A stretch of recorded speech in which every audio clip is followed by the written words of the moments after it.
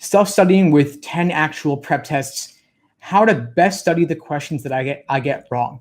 Where can I get explanations from? Great questions. So how to best study the questions you get wrong. That goes into a review, which I've talked about a bit.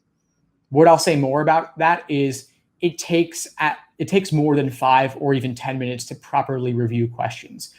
You want to look in excruciating detail. And I say excruciating because this takes a long time. This is not just, I checked their correct answer. I kind of see where they're coming from and how they're thinking, and I get it now, and you move on. You are, maybe even before looking at the correct answer, you're attempting the problem again. And you are thinking to yourself, you're getting a new perspective. You've gotten some distance. You're changing your perspective. You're broken out of the tunnel vision so that you're able to see the question in a different way. And you're able to better understand the method of reasoning that they're using, if it's LR, for example. You're seeing if there's a more efficient approach and a different way you could have approached the question.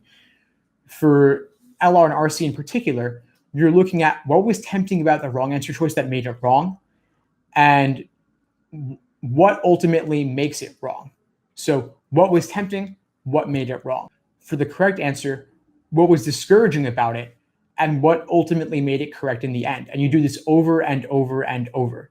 That's how you get the most out of your prep. You also don't do everything timed. A lot of students are especially drawn to doing full-length timed exams, quickly checking their score, checking their results, and moving on to the next one. I would rather you do fewer exams in more depth than do a greater number of exams and not cover them in as much detail. You also want a study program that has you build up bit by bit. So you're not doing just full-length exams between now and your retake, if you're retaking.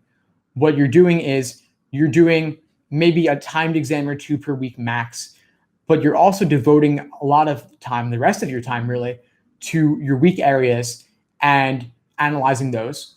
And also you're reviewing in detail the exams that you're taking. If you feel that you need to build a stronger foundation, then you want to use more foundational materials. And in that case, I would recommend my regular general courses, where I cover each of the major sections and help you build the LSAT mindset that you need to later go on to the timed exams. But you want to build the foundation first if you don't already have it. And so that involves doing questions by type untimed. You start there. In my schedules, I typically recommend you start with logic games, then layer on logical reasoning, and finally reading comprehension. And that's because that's the general order in which the sections are most improvable, most easily improved upon, rather. So you start with games, they're the lowest hanging fruit, you make your gains there.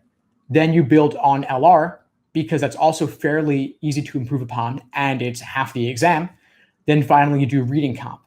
Then you bring it all together with full-length timed exams and detailed review of those exams. And in between, of course, I weave in doing timed sections, but you want to start doing untimed sections, untimed questions as well by type, so that you're building the foundation that you need to better understand the various question types. And if you're noticing trends in what you're having difficulty with and what you're getting wrong, then you have those weak areas to focus on, and you can work on those specifically. So you're noticing weak areas, and you're budgeting in extra time to focus on those weak areas. And that could involve reading more articles from my site, reading chapters in various prep books, and doing questions of those type more. I have categorizations actually for all the sections on my site. The logical reasoning section in particular, I have a lot of questions sorted by type. I have them sorted by question stem type.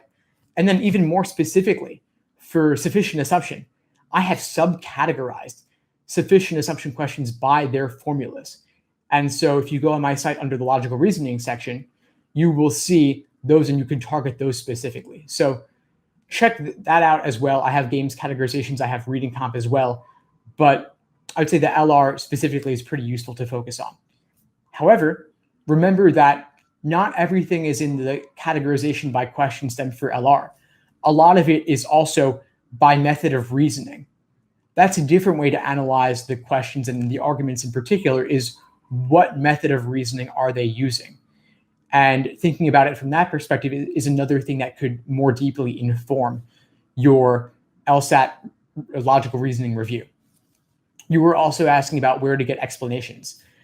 I have explanations on my site for the vast majority of LSAT exams. There are also plenty of others. I have written ones you can check out under the books section. I also have free video explanations for logic games, and I'll be doing a lot more video material coming up.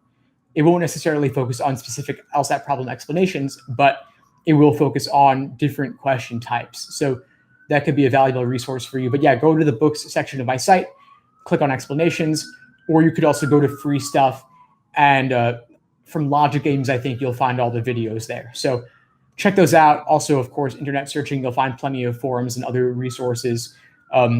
My friend Graham has LSAT Hacks, which is a great website where he's put up a ton of free material. So check that out as well.